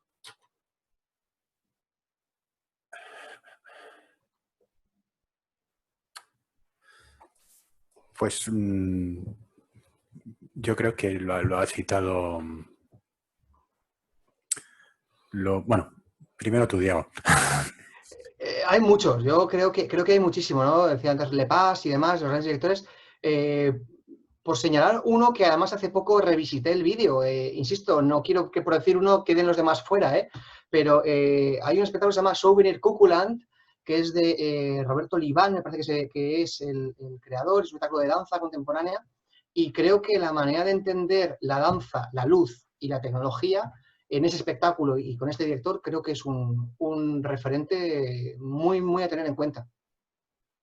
Yo sigo pensando que a pesar del tiempo transcurrido, Lepage sigue siendo un gran referente. Muy bien. Aquí tenemos otra pregunta que la hace Manolín y dice, en ciertos espacios se está experimentando con procesos en los que se involucra al público en la creación de las obras. ¿Conocéis alguna de estas iniciativas? ¿Qué opináis de su resultado, de su impacto en la plástica escénica? Bueno, yo sí soy, ciñendo la verdad, no las conozco mucho. Tampoco, también viene de antiguo, digamos, la pretensión de trabajar con público, trabajar con el público Y creo que un poco es como en todo, depende de la utilización que hagas de ello. Puede ser una experiencia muy enriquecedora y muy gratificante, muy difícil de conseguir, en mi opinión, muy extremadamente difícil de conseguir, y las más de las veces resulta una auténtica tortura. Yo estoy bastante de acuerdo con Félix. Yo creo que depende, depende del nivel depende del nivel en el que vaya a involucrar al público, si es un nivel puramente de recepción activa, si es un nivel de participación, si es un nivel de improvisación, si es un nivel de darle voz, o es un nivel de que vayan con una tablet siguiendo un itinerario, o de que se descarguen una aplicación y a tiempo real estén escribiendo o interactuando. Depende mucho. Yo creo que yo he participado en algunas, he visto algunas, resultados muy desiguales, a veces puramente es un problema técnico, a veces es un problema de infraestructura, a veces es un problema de que hay espectadores que no saben manejar la tecnología, y a veces son problemas conceptuales, entonces, de propio eje de pensamiento del espectáculo. Entonces, lo que conozco yo, muy desigual. ¿Me parece interesante? Sí, creo que hay que buscarlo, pero hay que medirlo muchísimo y, sobre todo, ensayarlo y probarlo hasta la saciedad. Yo, bueno, en este momento sí que voy a hablar un momento del sound painting, que es lo que yo hago, que es creación en tiempo real. Y entonces, en este caso sí que utilizamos el sound painting como vínculo para romper la cuarta pared, pero con una norma básica que es la que ha dicho Félix, que las cosas tienen que estar justificadas. Esto siempre, es decir, una animación sociocultural siempre se puede hacer, pero cuando estás trabajando en toda una obra, si quieres implicar al público, se puede hacer siempre que esté justificado, obviamente. Bueno, pero también hay otra manera que es en el teatro, el teatro de improvisación, la impro. Trabajan habitualmente también con el público por el tipo de formato que es, ¿no? Muy bien, tenemos 2 preguntas más. María José Riquelme menciona o consulta lo siguiente: si pueden hablar un poco de cuál es el proceso creativo de cada uno dentro de un montaje, si pudieran de alguna manera resumirlo o esquematizarlo brevemente.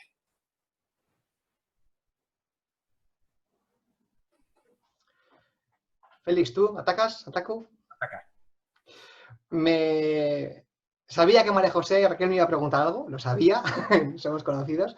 Mi proceso creativo, yo primero establezco una fase una fase virginal pura. Yo la primera vez que me acerco al texto, propuesta, conjunto de poemas, coreografía, lo que sea, establezco una fase totalmente virginal pura en la cual o leo, o veo, o lo sea, puramente, ¿no? Sensitiva, emocional, a ver qué me sugiere, qué me pasa, qué me transmite, dónde me lleva. Trabajo mucho apuntando primeras pulsiones, primeras ideas, primeras músicas, primeros sonidos, primeras imágenes. Una fase totalmente intuitiva. Después alguna fase totalmente analítica, en la cual me meto a profundizar en el texto, conjunto de poemas, coreografía, en el tipo de formato que sea. Una fase totalmente analítica, y a partir de ahí establezco fases de reuniones con el creativo o creativos, en el cual me dicen su idea, su trabajo, cómo va a ser, por dónde voy a ir, qué necesitan. Vinculo siempre en esa fase a producción para que me digan, oye, no tenemos para esto, tenemos para esto. Y una vez que hemos vinculado esas fases, genero material. Y a la vez de generar material, la siguiente fase es ensayos. Ir a ensayos, probar, ensayo-error, ensayo-error. Gracias a la tecnología, en el caso, por ejemplo, de la videoescena, puedo probar mucho. Esto no me vale, dame media hora que te la corto. Y probar mucho, y luego ya fase final, ajustes finales y puesta en pie. Yo coincido en gran parte con lo que ha dicho Diego. Siempre me acerco lo más vacío o virginal posible. Bien sea una propuesta de danza o a un texto. Es difícil, pero lo leo intentando olvidarme de todos los preconceptos que se pueda tener o si ya lo conozco, lo que he pensado antes. Anoto las primeras impresiones también, que luego la experiencia me ha demostrado que suelen ser las mejores, las certeras. Y entonces empiezo a investigar, a analizar y a hacer unos primeros bocetos. Si es un diseño de iluminación, por ejemplo, o de sonido, empiezo a hacer unos primeros bocetos que presento si hay reunión de equipo con el director o con el productor o con el creador, y a partir de ahí, para mí es importante que empiece a haber un diálogo. Diálogo, ideas no se aprovecharán, surgirán otras nuevas. Podríamos decir que empiezo a crear, a poner ideas sobre la mesa, algunas se desarrollan, otras no. Después llega un momento ya cuando nos aproximamos al final de los ensayos en que empiezo claramente a decidir que esto va a ser y esto no, esto lo potencio, de esto me olvido, ensayando a tope, estreno y luego en la medida de lo posible me gusta tener un tiempo para rodarlo y perfeccionarlo, para terminarlo de ajustar. Ese sería el proceso. Muy bien, muchísimas gracias. Y la última pregunta, que creo que es sobre un tema que ya han hablado un poco, pero por si quieren reforzarlo. Alguien tímido, porque no he puesto su nombre, que si no era un espectador anónimo, ha preguntado lo siguiente: ¿creen que se debería incentivar más a la juventud a ir al teatro o al menos interesarse en él? Y con esto ya cedo la palabra nuevamente a Ricardo para continuar nuestro diálogo de danza. Sí se debería incentivar no solo a la juventud, a los escolares y a todo el mundo a ir al teatro, a visitar un museo, a ir a ver una exposición, a ir a ver una película, a todas estas actividades, sin duda, sin duda. Estoy totalmente de acuerdo. Hay que incentivarlo a cualquier edad y hacia cualquier producto artístico. Creo que hay que hacer un trabajo desde los creativos, ¿no? De adecuar el producto a nuestro target de público, que también tenemos nuestras culpas, ¿no? Porque tenemos teatro para bebés de 0 a 3 años, teatro de 3 a 6 años, teatro de 8 a no sé qué, y de repente de 13 años a 20 y pico los abandonamos y les metemos a ver la comedia nueva de Moratín que ha hecho no sé qué compañía. Dices, no, hay que adecuarse a los lenguajes, al target de público y a lo que tenemos. Lo mismo con la fotografía, lo mismo con las exposiciones, lo mismo con la música, ¿no? Entonces me parece que hay que llevarlos cuanto antes, evidentemente, y que hagan, que vean y que toquen. Esto es muy, muy importante, ¿no? Yo creo que con Ricardo coincido en el aspecto musical de hay que tocar las cosas, a ver, ¿esto por qué suena? ¿No? Pues en el teatro es lo mismo, hay que llevarlos pronto y sí, cuanto antes mejor, pero adecuando y guiando, ojo. Sí, porque estoy contigo en que la preadolescencia, la adolescencia y la posadolescencia nos la saltamos y ahí hay un vacío enorme, donde ves muy pocas iniciativas, bien sea en teatro, en danza, en lo que sea, y es complicado pasar de, por poner un ejemplo, de La Bella Durmiente a Ricardo III. Sí, totalmente. Así del totalmente. tiro. Es un poco complicado. Sí, y encima con la competencia que tienen los móviles hacia nosotros. Eso ya sería para abrir otro melón, ¿verdad? Lo abriremos. ¿Hay alguna pregunta más? ¿Sí? Sí, pues vamos a... Si la escuchan desde aquí. En una época en la que el cine, y en particular el comercial, se ha convertido prácticamente en el único entretenimiento de masas, ¿qué creen ustedes que puede hacer que el teatro más innovador perdure durante unos 3.000 años más, como mencionaba Félix? ¿Cómo adaptamos el teatro más innovador a un público hollywoodiano? Esta pregunta la hace alguien que seguramente les va a sonar conocido, Alex Casset. Bueno, lo conocemos porque es mi hijo. Muy bien, ¿eh? Va bien encauzado. Pues yo creo que hay dos maneras. La primera de ellas, ya la he dicho antes, es adaptación de lenguajes. Me refiero, si yo hago, os pongo el ejemplo del espectáculo Fiesta, Fiesta, Fiesta de Lucía Miranda, un espectáculo maravilloso, pensado para un espectador adolescente, pensado contra el bullying, con un lenguaje que ellos entienden, es decir, adaptar lenguajes de forma y de contenido. Si adaptamos lenguajes, la gente irá más al teatro. Y lo segundo es esa estrategia, ¿no?, que creo que decíamos de política cultural o de política industrial o de industria cultural. ¿Por qué? O sea, de repente otro día, viendo la Nacional de Londres, resulta que en sus espectáculos está Benedict Cumberbatch, por ejemplo, está el que sale en Sherlock Holmes, el malo de Sherlock Holmes, ha salido Judi Dench, ha salido grandes actores que están en Netflix, son maravillosos actores de teatro. Y los ingleses cogen y los ponen en el teatro. Con lo cual conseguimos que un fenómeno mainstream esté en las tablas. ¿Qué va a pasar? Que la gente que ve Netflix va a ir a las tablas. Con lo cual, inteligencia y política cultural. Sí, yo creo que básicamente estoy de acuerdo contigo en que es la adaptación, pero si echas la vista atrás y analizas la historia teatral, al menos de Europa y Occidente, que evidentemente es la que más conocemos, siempre ha sido así. Siempre se ha adaptado. ¿Qué tiene que ver el teatro barroco con el isabelino, objetivamente? ¿Cuál fue el gran hallazgo en su momento de estos movimientos? Se adaptaron a su tiempo, para bien y para mal. Se adaptaron a su tiempo y consiguieron, aun adaptándose a su tiempo, ser tan claros en sus imágenes y en su lenguaje que todavía perviven. Y son capaces de convivir. Y es eso, arrastras, en algún sentido de la palabra, un montón de cosas dadas que están ahí y que te pueden ayudar mucho, pero tienes que ser consciente que vives en la realidad que vives. No anclarte. Efectivamente. Bueno, pues la verdad es que ha sido un gusto escucharos, Sí. un placer. Yo lo haría muchísimo más largo esto, aunque creo que a partir de aquí nos encontraremos más veces. Vuelvo a dar las gracias a Cristina como directora y bueno, impulsora del festival, que puede seguir adelante, vuelvo a decir una vez más, un año más en la situación en la que estamos, que es casi un milagro.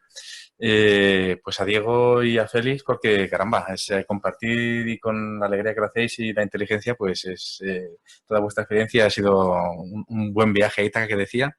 Y bueno, pues a todos los organizadores también, Culturia, que con todo el apoyo técnico, ¿no? A Exarte, que es la productora organizadora del festival, junto a Enclave Dança, que es la compañía de danza que levamos, somos las tres patas del festival.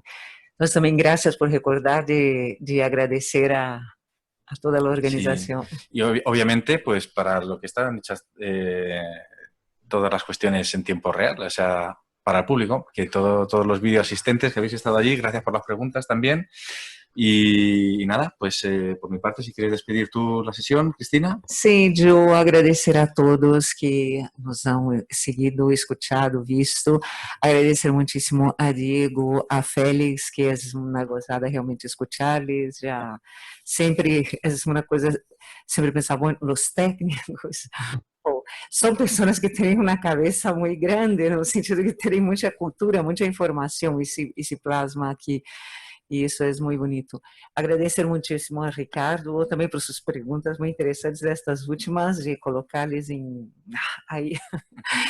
E nada, agradecer ao Centro Coreográfico Canal, a toda a gente. Espero seguir vendo vosotros em outras atividades do festival e que nós nos encontremos prontito, sim.